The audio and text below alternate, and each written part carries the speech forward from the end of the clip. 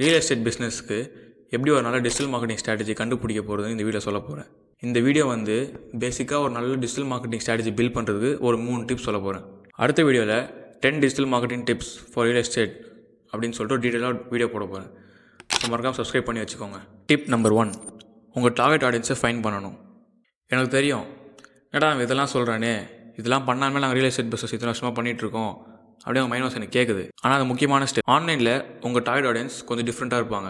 யார் உங்கள் ப்ராஜெக்ட்ஸ் வாங்குறது ரொம்ப இன்ட்ரெஸ்ட்டாக இருப்பாங்களோ அவங்க தான் உங்கள் டார்கெட் ஆடியன்ஸ். ஒரு எக்ஸாம்பிளுக்கு சொல்கிறேன். நீங்கள் பீச் பிளாட்ஸ் விற்கிறேன்னு வச்சுக்கலாம்.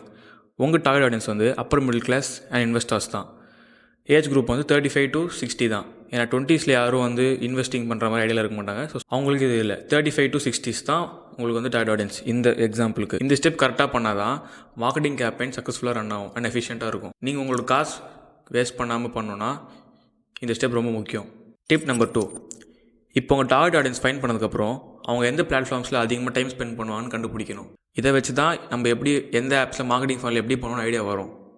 மார்க்கெட்டிங் ஃபனல்னால் உங்கள் டார்கெட் ஆடியன்ஸை கஸ்டமராக மாற்றுறது தான் ஒரு ஃபனல். நான் அதை பற்றி டீட்டெயில்டாக அப்கமிங் வீடியோஸில் போடுறேன். மறக்காமல் சப்ஸ்கிரைப் பண்ணி வச்சுக்கோங்க. டார்கெட் ஆடியன்ஸ் எந்த பிளாட்ஃபார்மில் அதிகமாக இருப்பாங்கன்னு தெரிஞ்சு வச்சுக்கணும். ஃபார் எக்ஸாம்பிள் பீச் பிளாட்ஸ்க்கு டார்கெட் ஆடியன்ஸ் யாருன்னு நம்ம கண்டுபிடிச்சிட்டோம். அவங்க வந்து எந்த பிளாட்ஃபார்ம்ஸில் அதிகமாக டைம் ஸ்பெண்ட் பண்ணுவாங்கன்னு கண்டுபிடிக்கணும். இப்போ 35 to 60 ஏஜ் குரூப்பில் வந்து எல்லாருமே மோஸ்ட்டாக வந்து இப்போது ஃபேஸ்புக், யூடியூப் தான் அதிகமாக இருப்பாங்க. இன்ஸ்டாகிராமில் கொஞ்சம் கம்மியாக தான் இருப்பாங்க. ஆனாலும் இன்ஸ்டாகிராம்லேயே உங்களுக்கு கஸ்டமர் வர நிறைய வாய்ப்பு இருக்குது. சொல்லப்போனால் எங்கள் அம்மாவே வந்து இன்ஸ்டாகிராம் ஆட் பார்த்து தான் ஒரு பீச் பிளாட்ஸ் வாங்கினாங்க. ஸோ இன்ஸ்டாகிராம்லேயே உங்களுக்கு பொட்டன்ஷியல் கஸ்டமர் இருப்பாங்க. ஆனால் main priority Facebook and YouTube தான் இந்த எக்ஸாம்பிளுக்கு.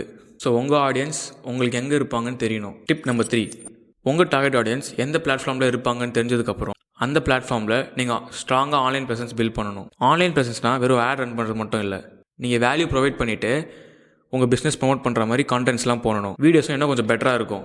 நல்லா சோஷியல் மீடியா டாமினேஷன் பில்ட் பண்ணுறதுக்கு அண்ட் ட்ரஸ்ட் பில்ட் பண்ணுறதுக்கு உங்கள் வீடியோஸ் ரொம்ப யூஸ்ஃபுல்லாக இருக்கும். நீங்கள் இந்த மாதிரி பண்ணிங்கன்னா உங்கள் டார்கெட் ஆடியன்ஸ் உங்களை நல்லா நம்புவாங்க. சோஷியல் மீடியா வந்து உங்களுக்கு ஒரு சோர்ஸ் ஆஃப் லீட்ஸ் தான். ஸோ அது மேலேயும் ஃபோக்கஸ் பண்ணுங்கள். சரி இதெல்லாம் சொல்கிறது ஓகே, ஆனால் பண்ணுறது கொஞ்சம் கஷ்டமாக இருக்குது அப்படின்னு நீங்கள் ஃபீல் பண்ணிங்கன்னா நீங்கள் எங்களை காண்டாக்ட் பண்ணுங்கள். நான் ஒரு ஏஜென்சி ஆரம்பிச்சிருக்கேன். ரியல் எஸ்டேட் கம்பெனி மட்டும் A to Z மார்க்கெட்டிங் பண்ணி தரும். ஆன்லைன் அண்ட் ஆஃப்லைன் ரெண்டுமே பண்ணி தரும். எங்கள் ஏஜென்சி வந்து ஒன்லி ரியல் எஸ்டேட் கம்பெனிஸ் மட்டும் தான் நாங்கள் ஃபோக்கஸ் பண்ணுவோம். எல்லாருக்கும் பண்ணி தர மாட்டோம். ஜஸ்ட் ரியல் எஸ்டேட் கம்பெனிஸ் மட்டும் தான் பண்ணி தரோம். நாங்கள் ஆன்லைன் அண்ட் ஆஃப்லைனும் பண்ணி தரோம்.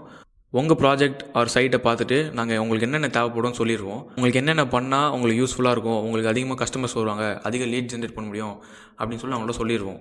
நல்ல குவாலிட்டியாக ரிசல்ட் வரா மாதிரி நாங்கள் பண்ணி தருவோம். ஸோ உங்களுக்கு உங்கள் கம்பெனியை ப்ரமோட் பண்ணணுன்னா மார்க்கெட் ஸ்டேட்டை காண்டாக்ட் பண்ணுங்கள். கீழே நம்பர் தரேன். உங்களுக்கு உங்கள் கம்பெனியை ப்ரமோட் பண்ணணுன்னா அதுவும் காஸ்ட் எஃபிஷியண்ட்டாக நல்ல குவாலிட்டியாக ரிசல்ட் வரா மாதிரி பண்ணணுன்னா உங்களுக்கு மார்க்கெட் ஸ்டேட் ரொம்ப யூஸ்ஃபுல்லாக இருக்கும். உங்களுக்கு மார்க்கெட் ஸ்டேட் பற்றி நிறைய தெரிஞ்சுக்கணுன்னா கமெண்ட் பண்ணுங்கள். ஃப்யூச்சரில் வீடியோஸ் போடுறோம். இந்த வீடியோவில் ரொம்ப பேசிக்ஸ் தான் கவர் பண்ணியிருக்கேன். இது பண்ணாலே ஒரு படி மேலே நீங்கள் வந்துடலாம். அடுத்த வீடியோவில் 10 digital marketing tips for real estate கம்பெனிஸ்க்கு சொல்கிறேன். கொஞ்சம் டீட்டெயிலாக இருக்கும் அண்ட் யூஸ்ஃபுல்லாக இருக்கும். மறக்காமல் சப்ஸ்கிரைப் பண்ணி வச்சுக்கோங்க. தேங்க்யூ.